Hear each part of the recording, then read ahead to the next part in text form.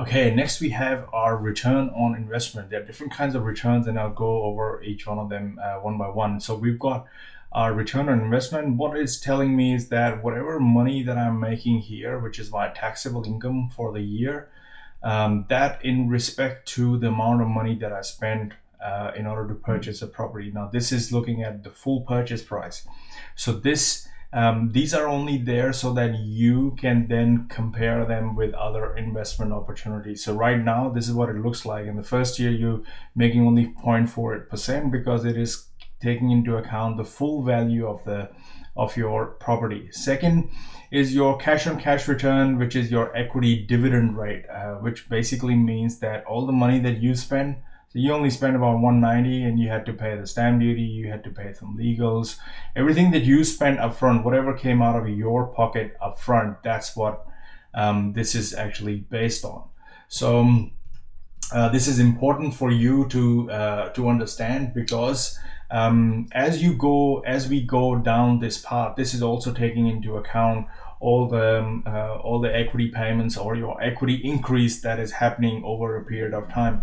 So that's why as you see, this starts going up fairly quickly, because you are building up equity every year that you go in. So it takes into account the return on equity, which is the real money that came out of your pocket.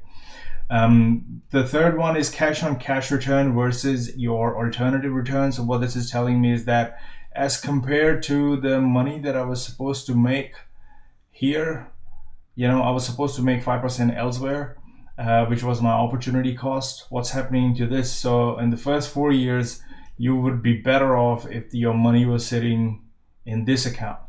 However, after the 4 years, it starts to bring the money back. So as you can see that you've got almost like 7 years here before you start making a little bit over. So this is the part where you have to keep in mind that when you're buying an investment property, are you buying it for short term or long term?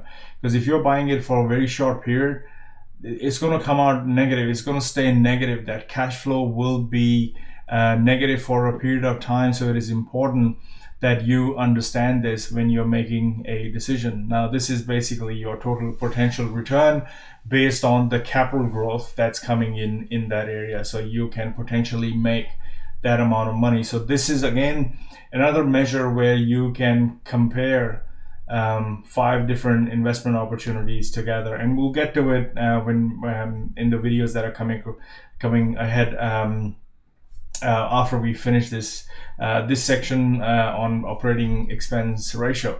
So in the next video, we'll talk about growth on equity return.